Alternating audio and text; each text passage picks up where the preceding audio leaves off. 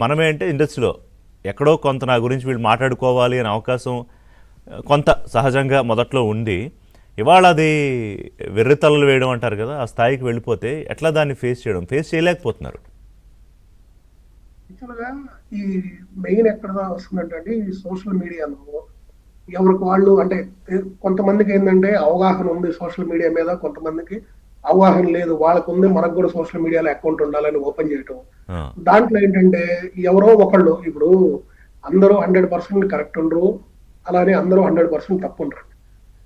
మన సొసైటీలో ఆ 10% ఏదైతే అంటే వాళ్ళకి నచ్చిన యాంగిల్ అంటే వాళ్ళల్లో ఉన్నటువంటి ఆహ్, నెగటివిటీ ఏదైతే ఉందో ఆ యాంగిల్‌లో పలానా అంటే ఇప్పుడు నువ్వు అభిమానించే ఒక హీరో ఉన్నాడు.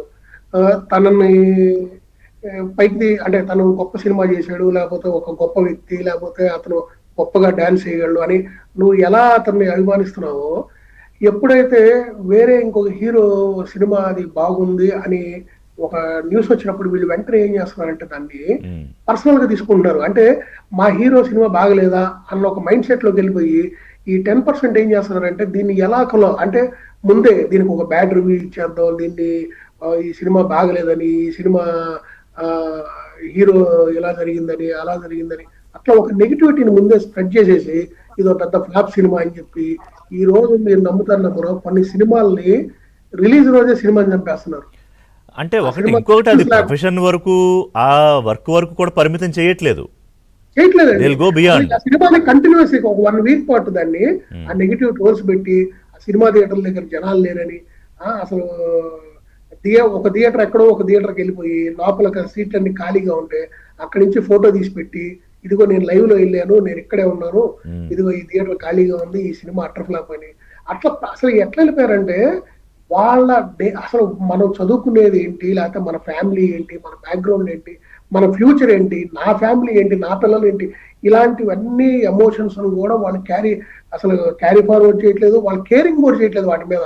వీటి మీద ఎక్కువ ఇంట్రెస్ట్ చూపిస్తున్నారు. నిద్ర లేసిన కాడి నుంచి వాళ్ళు మీరు చూస్తే సగటు ఎవరికైతే ఈ సోషల్ మీడియా అకౌంట్స్ ఉన్నాయో, ఎవరికైతే కొంతమందయితే 1, 2 స్మార్ట్ ఫోన్‌లు గూడా వాడుతున్నారు. హ్మ్. వీళ్ళు వాళ్ళ స్క్రీన్ టైమ్ ఎంత ఉందో గనక మీరు గమనిస్తే, వాళ్ళు డైలీ వాడే ఆ స్క్రీన్ టైమ్ ఎంతసేపు గనక ఫోన్ చూస్తున్నారనేది గనక చూస్తే, అది వాళ్ళ మీద ఎంత ఇంపాక్ట్ పనిచేస్తుందో మీకు అది అర్థమవుతుందండి. ముఖ్యంగా ఈ యాప్స్ మీద ఒకటికి ఎక్కువ మించి ఉంటారు. ఒకటి. ఇన్‌స్టాగ్రామ్, ఫేస్‌బుక్ ఈ యాప్స్ యెస్. ఎక్కువ. హ్మ్. అవేనండి. అవే అసలకి పద్దాకల ఇన్‌స్టాలో ఎవరు ఏం అప్‌లోడ్ చేశారు, మనం ఏం చేద్దాం.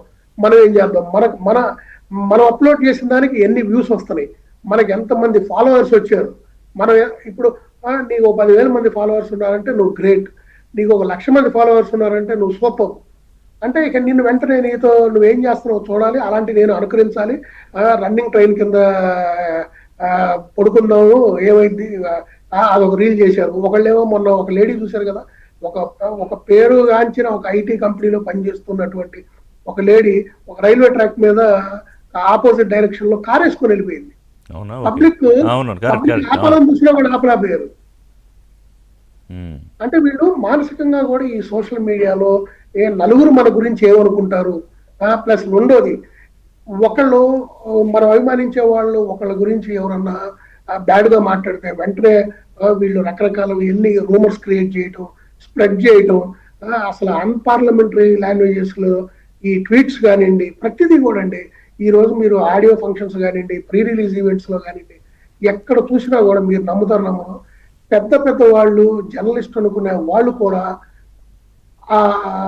హీరోలు గానియండి, హీరోయిన్‌లు గానియండి, దర్శకులు గానియండి, దే టాక్ నిర్మాతలు గాని little out of the line, కొంచెం వల్గర్‌గా ఇట్లాంటివి. అసలు ఎలాంటి మాట్లాడుతున్నారంటే అసలు అడగకూడని ప్రశ్నలేంటి? ఆ!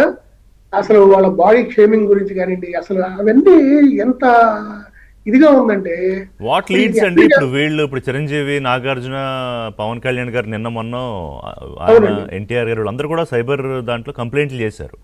అవునండి. వాళ్ళు తట్టుకోలేకపోతున్నారు. వాళ్ళకి ఫ్యామిలీస్ ఉన్నాయి.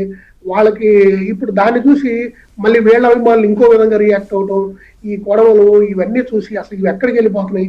ఇప్పుడు వాళ్ళకి కూడా ఒక ఫోన్ అనేది ఉంటుందండి. వాళ్ళ అవసరాల కోసం ప్రతి ఒక్కళ్ళు ఇవాళ అవును. సెల్ ఫోన్ వాడుతున్నాం. యాక్చువల్ సెల్ ఫోన్ అనేది మన అవసరాలు తీర్చడం కోసం. అవసరం అయిపోయింది అంటే కదా. బెటర్ వే ఆఫ్ కమ్యూనికేషన్ అండి.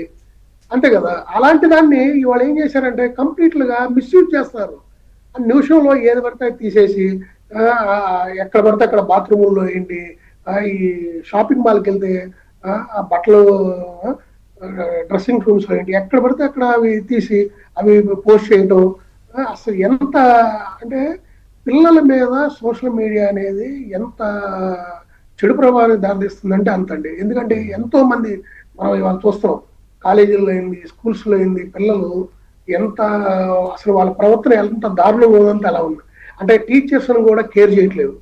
ఒక సెల్ ఫోన్ లాక్కుందని ఒక ఇంజనీరింగ్ కాలేజీలో స్టూడెంట్ ఆ మేడం మా అమ్మాయి మాట్లాడిన మాటలు ఎంత ఘోరాతి ఘోరంగా ఉన్నాయో మనం చూసాం లైవ్ లో. సో ఇవన్నీ ఏంటంటే ఇందాక మన శ్రీధర్ గారు చెప్పినట్టు వాళ్ళు ఏంటంటే దాన్ని పర్సనల్ గా తీసుకొని అది వాళ్ళు లోపలికి నుంచి దాన్ని వెళ్ళగక్కు అంటే ఇక ఆ చెడుని వాళ్ళు అడాప్ట్ చేసుకున్నాక ఏమవుతుందంటే లోపల అది ఆగట్లేదు వాళ్ళ దగ్గర, దాన్ని ఏదో ఒక రూపంలో వ్యక్తపరచాలి. సో దాన్ని ఏంటంటే ఇక అసలు మనల్ని ఎవరు ఆపేది సోషల్ మీడియాలో? పర్సనల్ గా అయితే అన్నా మనల్ని ఎవరు పట్టుకుంటారు, లేకపోతే ఇంకోటి నేను ఎక్కడో ఉన్నాను నాకేమైంది నన్ను ఎవరేం చేయగలరు అన్న ఒక ధీమాకు వచ్చేసారండి. మెయిన్ డెఫినెట్ గా అండి 18 years లోపల పిల్లలకి అసలు ఈ సోషల్ మీడియా అకౌంట్స్ ఇవన్నీ కరెక్ట్ కాదు. రెండోది సోషల్ మీడియా మీద ప్రభుత్వం 100% కొన్ని కఠినమైన నిర్ణయాలు తీసుకోవాలి, కఠినమైన లాస్ చేపించి వాటిని 100% వాళ్ళ పరిధిలోకి తీసుకొచ్చుకొని వీటి మీద ఎటువంటి అంటే ఇలాంటి అశ్లీలతలకు సంబంధించినవి కానివ్వండి, ఈ వన్ సైడెడ్ గా మాట్లాడి ఈ పిచ్చి పిచ్చిగా మాటలు ట్రోలింగ్స్ విపరీతమైన ఏవైతే అకౌంట్స్ ఉన్నాయో వాటిని ఇమీడియట్ గా బ్లాక్ చేస్తూ అలాంటి వాళ్ళు ఎక్కడ ఉన్నారో కూడా ఐడెంటిఫై చేసి ఇప్పుడు కొంతమందివి కంప్లైంట్ చేసిన తర్వాత కొన్ని టేక్ డౌన్ చేస్తున్నారు అప్పటికప్పుడు ఆ పేజెస్ అవిని, తర్వాత మళ్ళీ ఇంకో రూపంలో పుట్టుకొస్తాయి. కానీ అది ఎంతమందికి చాలా కొంతమంది విషయంలో జరుగుతుంది, కానీ మెజారిటీ బాధితులు బాధపడుతూనే ఉన్నారు. అది కఠిన చర్యలు తీసుకోవాలి సార్. వాళ్ళని ఏదో ఆ పేజీని డౌన్ చేయడం కాదు సార్, ఎవరైతే దాన్ని రన్ చేస్తున్నారో వాళ్ళని అరెస్ట్ చేసి వాళ్ళని ఒక ప్రాపర్ వేరు ఒక కేసు బుక్ చేసి అది మళ్ళీ సోషల్ మీడియా ద్వారా ఎట్లా అయిపోయిందంటే శ్రీకాంత్ గారు, ఇప్పుడు చిన్న ఎగ్జాంపుల్ చెప్తా. మన పొలిటికల్ గా ఇప్పుడు తెలుగుదేశం పార్టీ అధినేత చంద్రబాబు నాయుడును, పవన్ కళ్యాణ్, లోకేష్ ను టార్గెట్ చేస్తూ దారుణంగా ట్రోల్ చేస్తూ వాళ్ళ ఇంట్లో వాళ్ళని అసభ్యంగా మాట్లాడుతూ చేసిన అతను ఏదో పని మీద ఇండియాకి వస్తే అరెస్ట్ చేస్తే దాన్ని ఏదో ఘోరం నేరం జరిగిపోయినట్టు, ఏదో ప్రజా ఉద్యమాలు చేయాలన్నట్టు అవతల పార్టీ అంటే ఈ రకమైన సపోర్ట్ ఉంటుంది నాకు అనే ఒక మైండ్ సెట్ కూడా మొదలవుతుంది కదా. ఇప్పటికీ వాళ్ళు ఒక నిమిషం, మన బాబు గోగినేని గారు ఏ దేశంలో ఉన్నా ఆయన ఆలోచించే తీరేంటి, ఆయన ఒక మానవవాదిగా ఈ సమాజానికి ఏం చేయగలను, ఈ ప్రపంచానికి ఏం చేయగలను, ఇందాక అదే అన్నారు లిటిగేషన్స్ కాదు ఎడ్యుకేషన్ వైపు నేను ఆలోచిస్తాను అని. కానీ అదే ఆస్ట్రేలియాలో, అదే లండన్లో, అదే యూకేలో, అదే యూఎస్లో కూర్చుని అనేక మంది అక్కడ కూర్చుని కూడా ఇక్కడ ఈ విషయం కక్కుతున్నారు. ఇక్కడ